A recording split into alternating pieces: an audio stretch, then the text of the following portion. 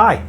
Hi Gary, I'm so excited to be here at Medicann Jersey to ask you 42 questions. How are you today? I'm absolutely average, thank you. How are you? I'm good, thank you. So, do you think you can show me around the clinic? Absolutely, come on in. Great.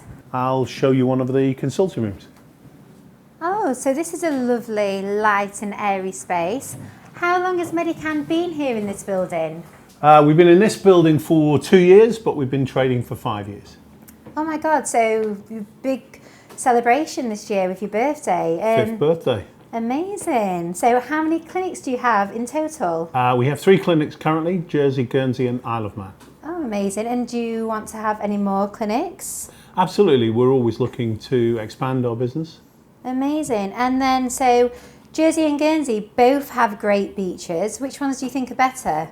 Now, that's a political question. If I'm in Guernsey, Guernsey, and if I'm here, Jersey. Okay. Tell me, if I was to become a patient of Medicann, where do I begin? Probably the best place to begin is our website, www.medicann.co.uk. There is an eligibility checker. It's not something that's 100%, but it gives you a fair idea of whether you would or would not be eligible.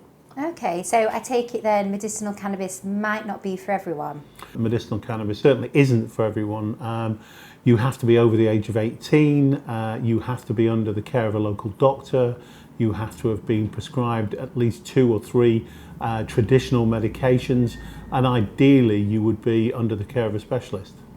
Okay, great. So obviously a lot of people are still learning about medicinal cannabis, but what made you get into the business? I looked at growing medicinal cannabis with a company called Jersey Royal Potato Company, and decided that we needed to look more at the medicinal market here in Jersey, because the most of our patients were actually using the UK clinics. Okay, interesting. And so I'm going to play a little game of true or false now. So true or false, does using medicinal cannabis smell? It depends on the product that you're prescribed. So if you're using something like a lozenge or a pastil, then no. If you're using an oil, it does have a little smell, but it's sublingual. But if you're actually vaping the product, then yes, it does have a smell. Okay, next one, true or false? Is smoking medicinal cannabis in a roll-up illegal? It is. It doesn't become medication if it's in a Rizzler or a roll-up. Problem being that at the end of a cigarette burns at over 300 degrees, and that takes away all the terpene profile that would be beneficial for a patient. Okay, so true or false, last true or false today. Does using medicinal cannabis lead to other drug use? Absolutely not. Okay, and is it addictive? No. The medicinal cannabis can be addictive if people mix it with tobacco, and it's tobacco that becomes addictive, not necessarily the medicinal cannabis. Okay, and do you think that maybe that's why there's so much stigma around medicinal cannabis? Absolutely. And medicinal cannabis have been around for thousands of years, but a lot of people still think of it as a recreational drug, not medicine. Okay, and what would you say to a prospective patient, perhaps one who is a little bit cautious around it? What would you say to them?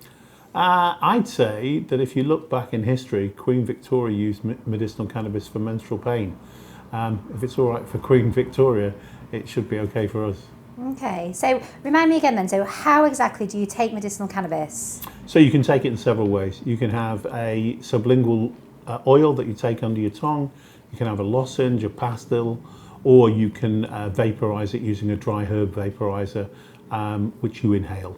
Okay, so lots of different options. And then if I was prescribed, would I still be able to drive while taking medicinal cannabis? The thing is about driving, it's a very difficult area to say yes or no. You have to look at the legislation in whichever jurisdiction you're in, and you have to look at your competence to drive. If you're impaired in any way, you should not drive. Okay, and speaking of impairment, would I be able to take my medicinal cannabis prescription whilst having a little drink? To be honest with you, you shouldn't really take any alcohol if you're on medication, but people do. It's all in moderation. Okay, and in terms of work, would I have to tell my employer that I'm being prescribed medicinal cannabis? Because I'm not sure how they would think about it. Each employer will have a drug and alcohol policy, and it's always best to consult with your HR department to find out what their alcohol and drug policy is and see whether you fit within that or not. So here's a question. will it get me high if I take medicinal cannabis? So you tend to get high from a part of the medicinal cannabis called THC. THC is part of the treatment of any medication with medicinal cannabis, and it depends on the amount of THC that you have in the medication that you're taking. The way that you get the most THC and no benefit is to smoke it, which is why it's illegal. And the biggest changes in medicinal cannabis industry recently, what do you think they have been? I think legislation has changed in lots of jurisdictions. Certainly we as an island were slightly behind the UK, but have now caught up quite considerably in the way that we prescribe and that we look after patients. Okay, it's interesting to see how it is becoming more legalised across the world. I know that you're a Manx man. Is medicinal cannabis on the cards for the Isle of Man? Absolutely. We've just become the first clinic to get a medicinal cannabis licence. Okay. When it comes to medicinal cannabis, obviously there is lots of chitter-chatter out there online. Whose voice in medicinal cannabis should everyone actually be listening to, other than yours? It's very difficult to. There are lots of advocates for medicinal cannabis. I tend to talk to a chap called Professor Mike Barnes. To me, he's the guru of medicinal cannabis in Europe. And if I have any questions, he's the go-to man for me. And would you say that he is your source of inspiration too? Absolutely. He was the first person to prescribe for a little boy called Alfie. And Alfie has now been 4 years without a seizure, which is a tremendous feat. Okay. So I keep hearing the term CBPMS. What does that mean? It's cannabis-based products for medicine. Great. And you can really talk around medicinal cannabis and owning one of the largest clinics and the only award-winning clinic in the Channel Islands. I was wondering, do you consider yourself as a medicinal cannabis expert these days, now that you're 5 years in? I think I can hold my own with most of the experts, and we do a lot of talks and education on medicinal cannabis. I myself have done several courses in America and Canada, and I actually have done the prescriber's course. What qualifications do your doctors have? One thing they need to do is get water occasionally. The doctors are all qualified prescribers, so they've done a prescriber's course, and the majority of our doctors are actually specialists in certain conditions, whether that be pain or whether it be psych. So they prescribe in their specialised subject. Amazing, so covering lots of different conditions there. So how do the doctors decide if a patient qualifies for prescription? So there's certain criteria that the doctors use. Again, eligibility is something which is decided by an individual doctor, but then that's also sent to what's called an MDT team, which is a multidisciplinary team, where a team of specialists help a doctor to decide whether or not the person is eligible, and also what prescription should be the right prescription for them. So tell me about one patient where you feel like you've just seen such a dramatic change to their life. Ooh, that's an interesting one. I did some filming for Netflix last year, and there was one specific patient that really sort of triggered my heart. That was a patient called Sean, and Sean had an average of one seizure every 2 days, every 3 days.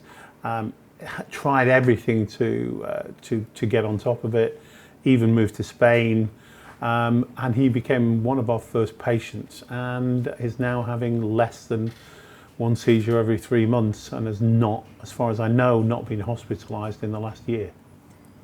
Wow, it really can help people then. I mean, how did that change Sean's quality of life from an everyday perspective? Amazing. I mean, this isn't a miracle cure, but it changes people's lives, and it certainly has changed Sean's life. It's so nice to see that you care so much and are helping people better manage their conditions. What other kinds of conditions qualify for medicinal cannabis? There are so many conditions that can qualify, and each of the doctors in their specialised areas will go through those with the individual patients. But you've got spasticity, you've got MS, you've got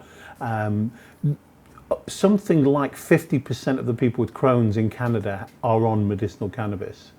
So psychological conditions, there are so many. Pain is a massive issue for people.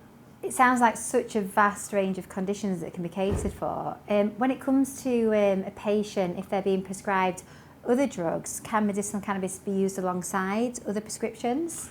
I think the prescribing doctor will go through that with the individual patients, because you should never come straight off your traditional medication. You may be able to wean off it over a period of time, but you certainly should not just stop taking the traditional medication just because you're being prescribed medicinal cannabis. Mm-hmm. So it's fair to say then that Medicann and the medical cannabis that you prescribe has actually changed people's lives? Absolutely. It's changed people's lives tremendously.